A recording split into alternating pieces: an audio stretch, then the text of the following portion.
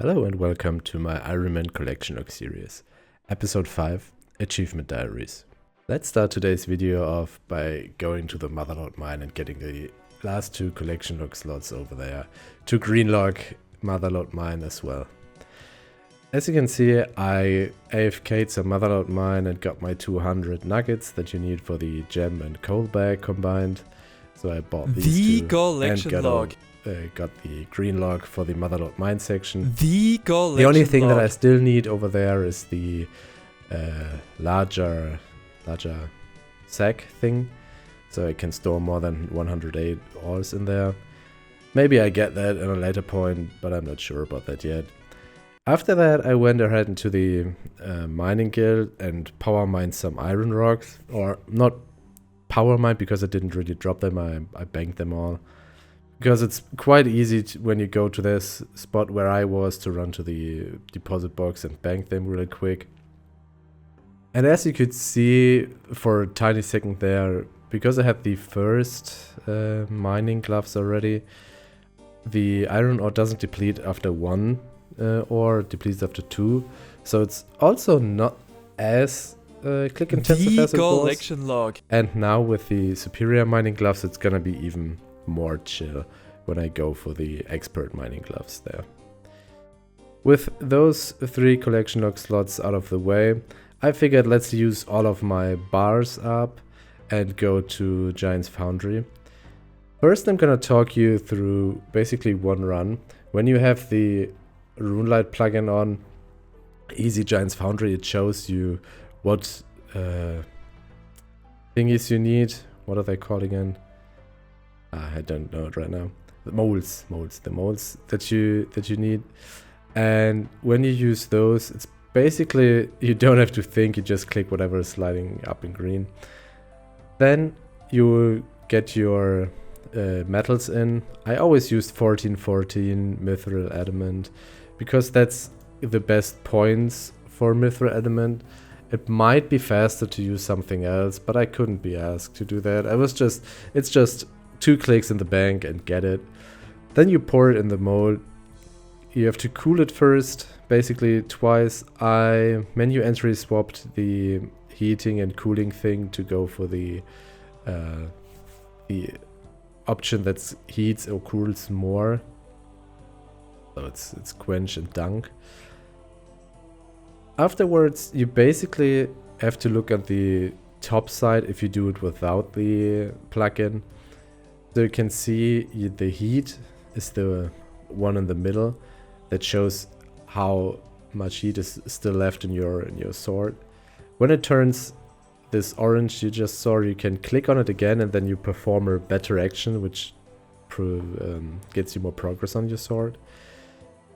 Then after you reached, when you look at the third row, when you're done with one action, like now I start a new one on the wheel, and you basically see every time an action is performed I lose heat in the second row, so I have to preheat, I have to heat again.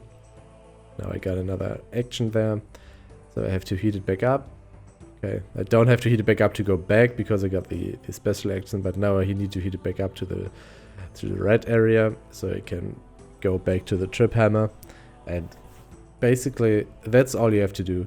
With the plugin combined, it's kind of, you can turn your brain off and just do it basically, because it also says how many more actions you can do. It's pretty small on the screen, but it basically says how many actions you still need to be done with it. That's the one at the bottom, and the one on the top says how much heat is still left in. And when one of those gets to the last hit, like you just saw, it turns orange from green.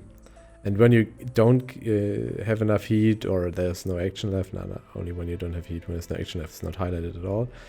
But when you don't have enough heat, it turns red, as you just saw. So you just need to pay a little bit attention, but it's not pretty. You can basically do whatever on the side, because you always have this downtime like right now.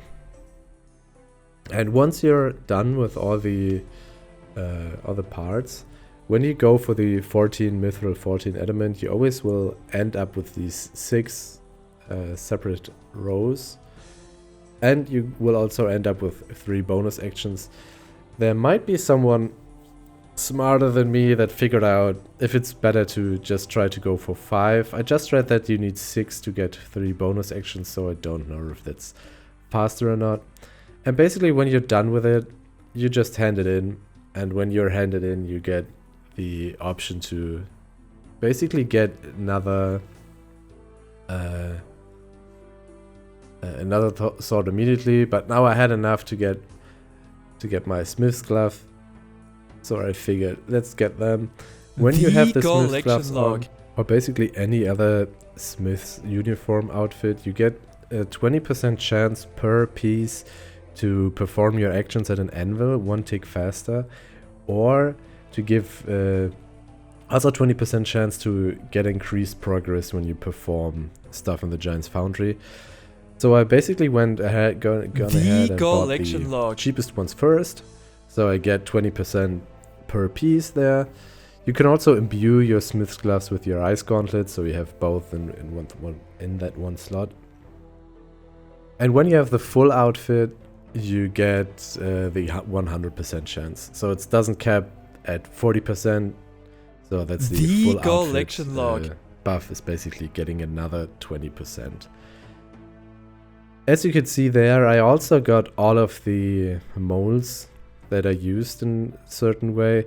The corrupted point that's still there is gonna be worse than any other mold anyway, so I didn't bother with buying it. Something that might also be interesting is that I gained 15 smithing levels and about 3.6 mil GP doing the whole grind. So you get a lot of GP when you don't buy anything for the bars or whatever, because I mined them all by myself.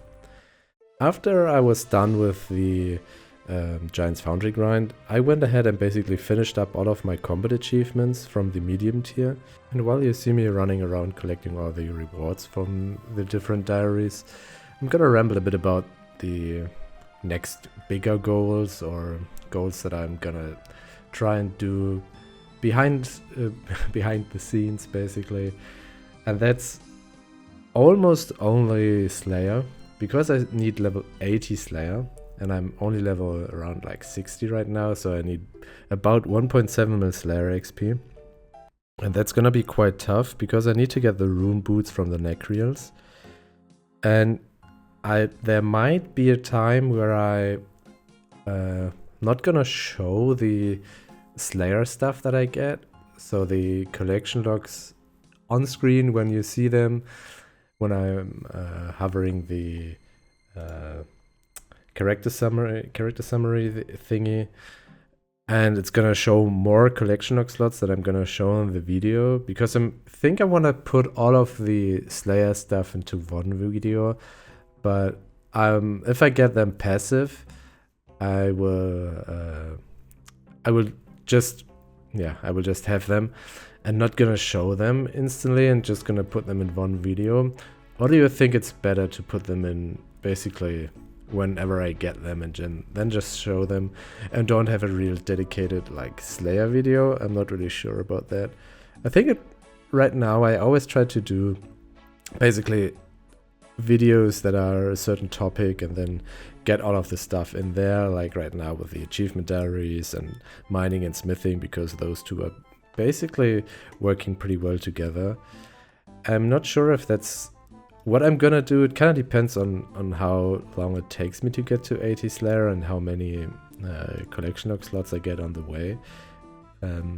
That might be a bit of a point, but I'm also still quite far away with being done in the medium tier, because I still need to fight all of the bosses to get all of their drops.